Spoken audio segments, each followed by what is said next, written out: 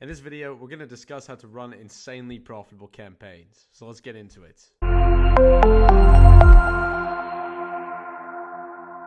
So I've got an account up here to give you a good example of a brand that's just launched.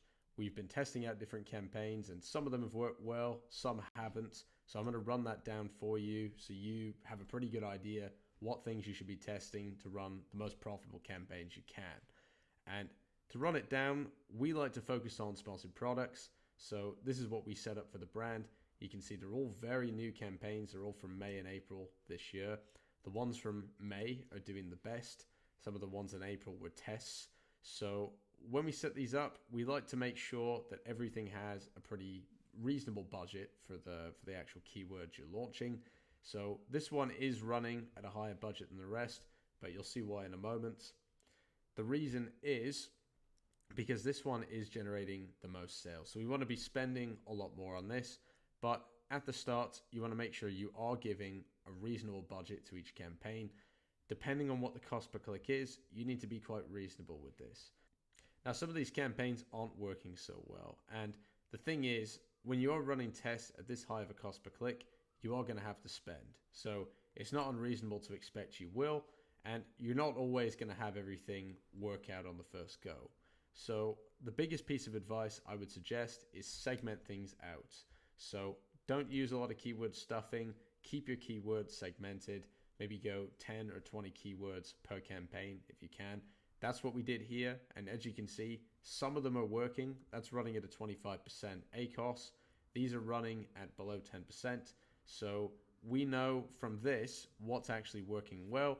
We can see that this one is generating the most amount of clicks, the most sales. So we want to hone in on this campaign. Even though it is at a little bit of a higher ACOS than this, it's getting a lot more traction. Now, when it comes to top of search, this is what I find is where you convert the best. So your campaign needs to be running high top of search, and everything that has a good top of search converts better, typically. So in this case, you want to be really testing the top of search. If you are falling into product pages, you want to be checking, are you actually profitable there? If you aren't, then you maybe want to decrease the bids, increase the top search placements, see if you can get a much higher impression score for that. And if you do, great, you can run that test, see if it's more profitable for you. But we have found on average, most brands at top search have a 3 or 4% conversion rate increase versus the others. So that's the first thing to look at. The next is click-through rate. And this is determined a lot by the relevancy of the keywords to the product that you're selling. And this can be illustrated when you go into this campaign here. We have very specific keywords to the product. These ones are ones that we wanted to test.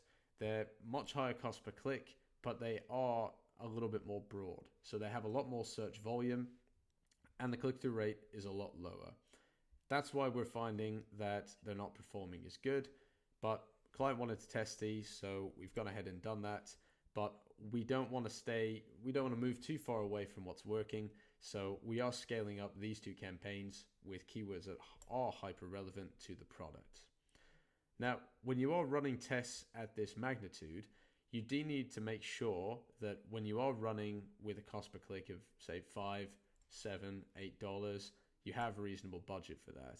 So at the moment, these budgets could be higher. We're trying to get a certain amount of clicks. If you want to spread it out over a period of time, that's what we've done here. So rather than spend $200-300 all in one go to get the proper amount of clicks, then that makes sense too. But you need to know how many clicks you're going to get before you pause a campaign. And sometimes in these cases, some of these products, they have keywords to perform, but some of them you want to test. So in a case where you have a lot of high cost per click keywords, you want to segment those out into single keyword campaigns, because then you have a lot more control, you can give it a lot more budget, and you can let it run properly. If you don't do that, you're potentially letting the budget go to other keywords that are in these campaigns, and then that can just cause that keyword to not get enough attention, you're not going to rank, and your ACOS is going to stay bad. So that's the first things you want to be looking at. Next, you want to be utilizing negatives. And this is in particular when it comes to broad and phrase. If you're running autos, you absolutely need to be running negatives, but utilize negative exacts. So you want to be adding those in regularly. If you see terms that aren't relevant to your product, that's when you want to be doing that. If you're running an auto, you need to be more than regularly adding these in, maybe even using Scale Insights to do it. If you do want to use a platform like Scale Insights for data automation, check below. We have a coupon code with a 10% lifetime discount and a 30-day free trial. No need for a credit card. It's worth checking out, and it breaks down all of the data I'm showing you in a lot easier of a format. So check that out. But for automation's sake, if you aren't adding negatives, it's going to cost you a lot of money in wasted spend.